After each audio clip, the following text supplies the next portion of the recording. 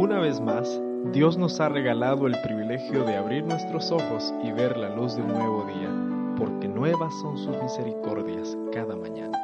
Segundo de Crónicas 20:20 declara que en el momento más difícil de la guerra, Josafat dijo al pueblo: «Creed al Señor vuestro Dios y estaréis seguros.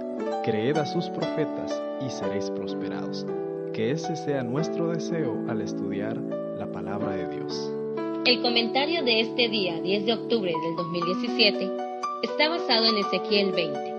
En este capítulo, veremos el modo de proceder de Dios con Israel al ser consultado por los ancianos, recordándoles la historia de sus rebeliones en Egipto, en el desierto y en la tierra prometida, así como la promesa de redimirlos si se mantuviesen fieles. Debemos recordar que el pueblo de Israel atravesaba un momento de crisis espiritual, por lo que en el versículo 1 menciona que vinieron algunos ancianos de Israel a consultar a Jehová, deseando saber qué mensaje les habría de dar el Señor para ese momento. ¿Sabes que cuando acudimos a Dios con sinceridad, Él nunca se negará a concedernos luz?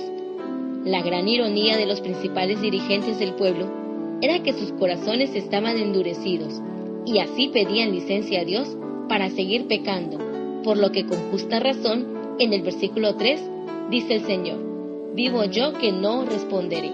Al igual que estos líderes, muy a menudo los cristianos buscamos más luz con la esperanza de evitar tener que realizar algún deber desagradable que Dios nos pide que cumplamos. Y esta será la primera lección práctica de hoy. Dios no contesta las peticiones de quienes comulgan con el pecado y andan en rebelión. De manera notable se puede apreciar a partir del versículo 4, cuando se le da la instrucción al profeta a narrar la historia pasada de Israel, comenzando con Egipto y señalando que su rebelión consistió en adoptar las costumbres idolátricas. En el versículo 10 se dice que la bondad de Dios fue manifestada en el desierto, pero el pueblo creía que eran merecedores de esos favores. En los versículos sucesivos se nota que Dios tomó esas acciones en señal de advertencia, porque lo único que Él quería de su pueblo es que fueran felices. Para ello mostró sus grandiosas proezas, les entregó su ley y enfatizó la importancia de guardar el día de reposo. De la misma manera hoy, Dios sigue manifestando su bondad para con nosotros.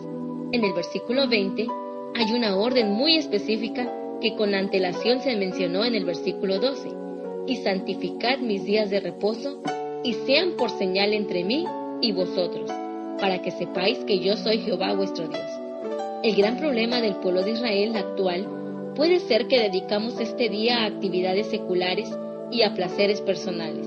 La mensajera del Señor, en el libro Patriarcas y Profetas, página 348, comenta: «Si siempre se hubiera observado el día sábado como Dios lo había dispuesto, los pensamientos y los afectos del hombre se hubieran dirigido hacia el Creador como el objeto de reverencia y adoración, y nunca habría existido un idólatra ni un ateo». Por tercera vez en este capítulo, en el versículo 21, el pueblo se rebela contra Dios. De acuerdo con la gematría, que se encarga del estudio del significado de los números en la Biblia, alude que este número denota énfasis, lo cual significa la razón principal por la cual ellos no fueron atendidos por Dios, debido a su rebelión abierta a los principios establecidos por el Creador. Recordemos que este mismo espíritu de rebelión tuvo origen en el corazón de Lucifer. En los versículos 25 y 26, aparentemente, Dios se contradice al decir: «Les di estatutos que no eran buenos, y los contaminé en sus ofrendas».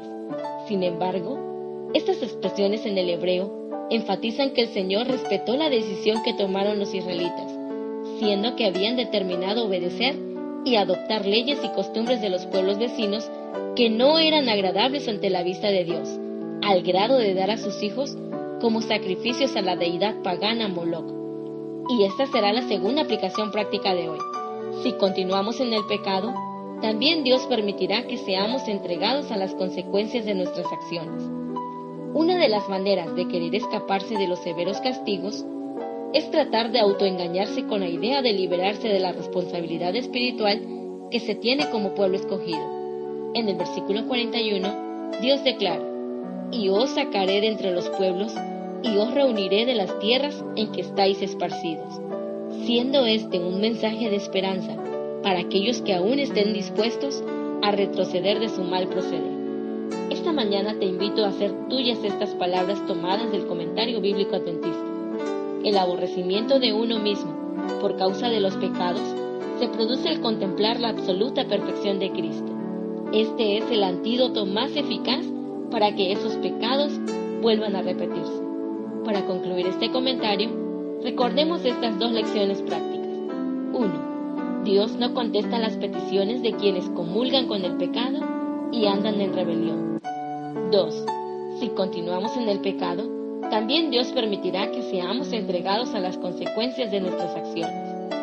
Se despide de ustedes su amiga Marlene Mechún Hernández, agradeciendo al profesor Marco Antonio Morales Pérez por escribir esta meditación y quien es director del Colegio Rosario Castellanos Figueroa en Tecpatán, Chiapas.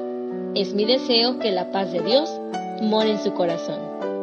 Este programa llamado Señor Transfórmame es cortesía del Sistema Educativo Adventista Plantel 5 de Mayo, Tuxtla Gutiérrez, Chiapas, Departamento de Capellanía. Queremos agradecer a todos los que nos escuchan y a la vez invitarles a compartir con otros esta bendición.